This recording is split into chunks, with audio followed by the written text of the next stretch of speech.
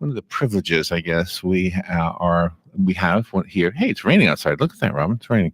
One of the privileges is that we get to speak to people who are really doing great things in our community. And Frank White has been with us before. He's on the phone again right now. He is running for the office of Attorney General. My gosh, I was reading some just editorials of the folks in the newspaper business who are really behind what Mr. White stands for, and that's kind of refreshing. I'm glad to see that. Good morning, Frank. How you doing? Good morning. I'm doing well. And where are you today? Are you where it's raining? It's raining here. It's not raining this morning in Jupiter. I do expect to be up in Ocala later today, so I'm at least passing through. Hopefully it won't slow us down on the road. Oh, really? Are you coming here for something public, or are you meeting with somebody? No, we're just passing through, and towards the end of the week, we're trying to find something to be back, so to come back to make kind of a public event. So at this point, the point of the campaign where we want to get in front of people. This is when voters are making up their minds. They're taking in all the information, processing it, and they want to make a choice and make the right choice. So this is when they're paying attention. Just commenting on your campaign, just from what I've observed, I just want to tell you, I think you're doing it right. I think I may have said this to you before, that I hope that the other candidates are looking at what you're doing, at least as far as campaigning. They might not agree with some of your positions, but I think campaigning, you got it right. You figured out how to do it. Thanks. Yeah, I mean, it's telling voters where I am on the issues, what I believe in, and then working as hard as we possibly can to get in front of them and give them a chance to interact and ask their questions. And that's it right there. I think for the listeners' sake, to better explain what I'm trying to say is, you're hearing Frank right now. And he's live, and he's available for questions, and that part I think is awesome, because a lot of people have questions, and it's amazing how the mainstream press doesn't ask the same questions as the average person off the street. Does that seem fair? Absolutely, 100%. They are. There are things that the press asks about, and only the press asks about, and then things that regular people ask about. Yeah, and totally different. And I think, and you're going to work for the regular person. I mean, that's who you're working for. Absolutely. Yeah, you're exactly right. I'm going to put on my psychic hat. I think you got this. I hope so. Be sure you vote. Yeah, I know. I haven't done it yet. I told myself I would vote early on Monday, and now it's already Wednesday. So maybe today I'll get over there. Yeah, I mean, Florida's an unusual state. Our races go back and forth, and we have a solid lead in the polls. But like I said, this is Florida, so we don't take anything for granted, and always running like you're behind, and right through the end. So at the risk of somebody who has heard you before hearing something again, I would rather the people who haven't heard from you hear for the first time some of those things. Some of the things that impress me are things that I've held close to my heart forever. And I know this listening audience very well. And I know that everything you've said, I can't think of something there's an exception maybe here and there with a listener. And I'm not trying to say that everything is going to be agreed with. But for the most part, this listenership, and I'm going to even go out on a limb here and say all talk show listeners, I think talk radio listeners agree with what you stand for. I think so. I think you're right. And, for me, my wife, Stephanie, and I were raising our 3 little boys in Pensacola because we know how great it is and how much it has to offer. And we want to keep Florida on the right track. We can make it even better. And I believe firmly that our way of life, beginning with our Constitution, it's under attack, and that there are those whose ideas, those on the left, who want to change what's made our state great, and they want to change it and send us down a path to where we're California, and that's not Florida. So I want Florida. I want it to be a great place to raise a family, to build a business, to retire to. That's what Florida has been historically, and that's what we need to fight to keep it on that track. I don't know if they've changed their mind yet, but I think Gainesville had decided that they were going to be a sanctuary city. And I know you have strong feelings about the sanctuary city idea. If you could express that for us, I would appreciate it. Absolutely, yes. So I stood with President Trump and tried to ban sanctuary cities from Florida. As a candidate for Attorney General, your number one job is defending the Constitution and the rule of law. And what the rule of law means is the law applies to everybody equally, no exceptions, no special privileges. If you believe in the rule of law, and you absolutely cannot support sanctuary cities. Sanctuary cities is a complete erosion of that principle that it's local officials picking and choosing which laws to apply and which they don't want to apply.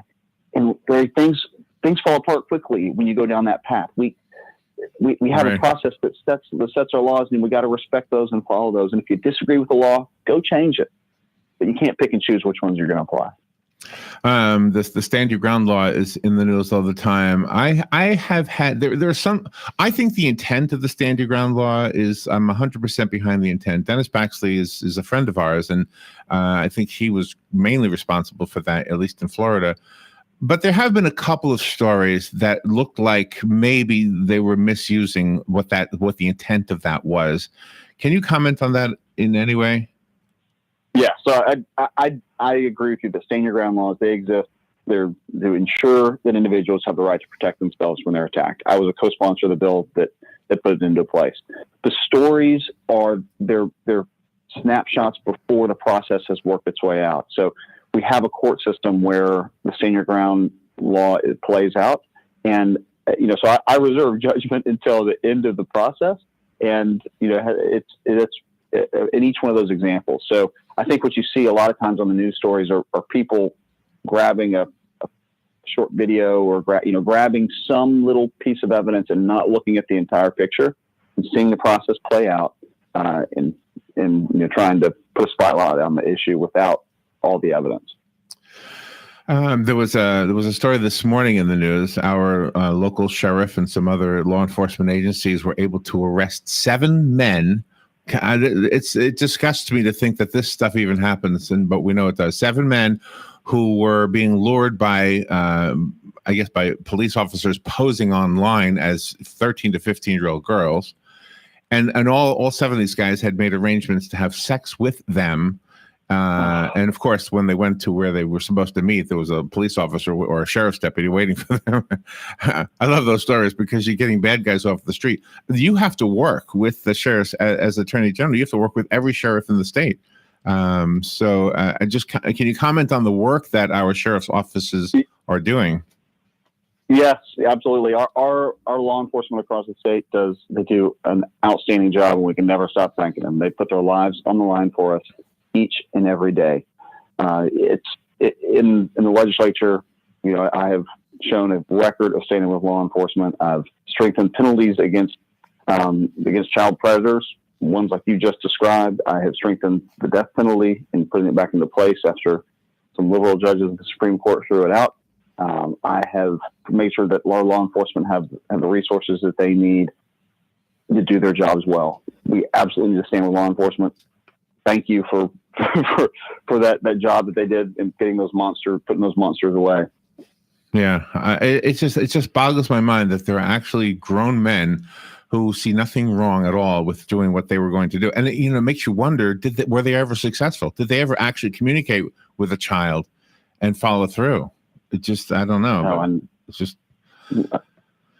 a sick world. There are evil people out there, and thankfully we have people willing to devote their lives to shutting it down. Yeah, to blocking them. And the law enforcement, or the enforcement of the law, is kind of what Donald Trump is being picked on now for. I mean, immigration laws exist. He's just asking that they are enforced, and yet people are picking on those same. I think we had this conversation last time. The same laws were in effect for several presidents. They're not brand new, and he didn't create them. Exactly. It's the